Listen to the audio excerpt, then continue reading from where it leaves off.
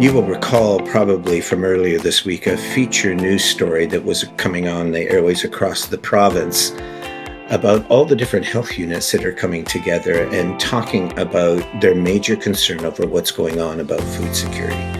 Now, these are public health units, including the Middlesex London Health Unit here in London. They have come together to try to help us as citizens to understand that our health is now somewhat in jeopardy, and especially our children and vulnerable populations. They pay a price, when they do that kind of thing, because much of their funding does come from government. And if they speak up too much, they can find that their funding is cut. But they felt that the risk was worth it to come out and let us know that this is what's happening. So they're right to tell us to be worried about it.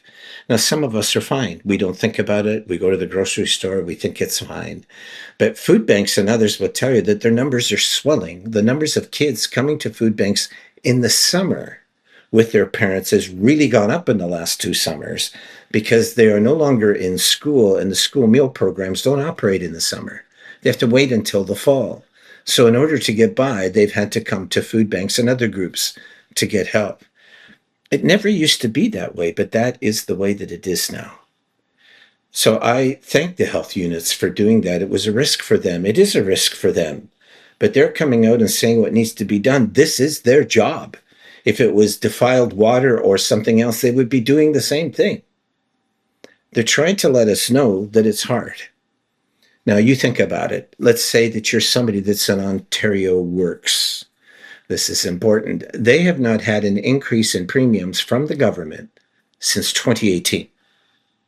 But a new study that's come out here in the London area has shown that by the time a person who is on Ontario Works with the money they get, at the end of the month, they fall roughly $450 to $500 short because what they're getting from Ontario Works is not enough to cover rent and groceries.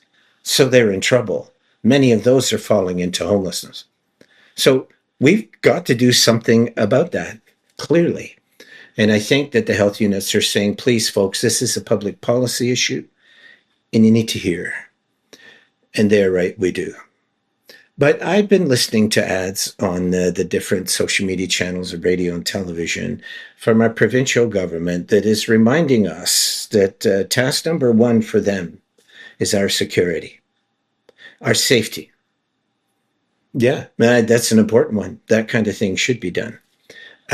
But what they're not telling us is, and that we need to hear, is this, that crime in Ontario has dropped 6.2% in this last few years, right? Even before Doug Ford came into power, crime was already on its way down. Police reported that the crime wave that had come up recently is now down 4%. So it continues to decline. It's true that when you think about serious crime like homicides or break and enters, we're really worried about that now, and we should be. And we hear about things like that. But those numbers have gone down significantly in the last decade. It's gone down. And we need to think about that. I've got some other things here, but it talks all about how back in 1992, we had a crime rate that was fairly high. It was difficult. That was decades ago. Since that time until today, our crime rate has gone down 30%. And yet, for some reason, both here and in Europe, where the crime rate has also gone down, governments are telling their people, we've got to be on the watch. We want you to feel safe.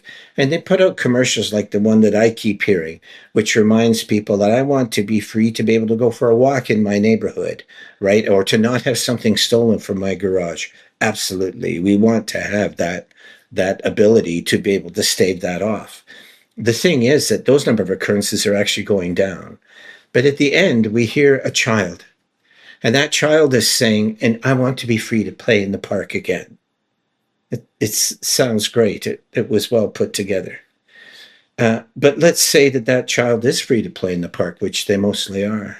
How much fun are they going to have when 3 out of every 6 have empty tummies? Come on.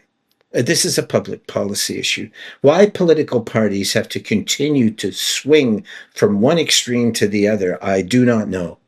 But I do know that as a parent, I do want safe streets. I want safe schools. I want my kids to be able to play in the park. But I want to feed them. Like, I think that's really important. And if I can't feed them because school is shut and there's nothing going on this summer, that's hard.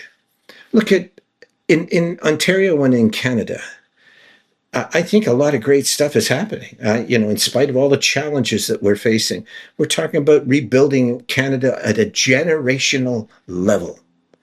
Our own premier and other premiers have been saying the same thing. They wish to cooperate with the federal government to be able to bring that about, and we're pulling for all of them so that that would happen.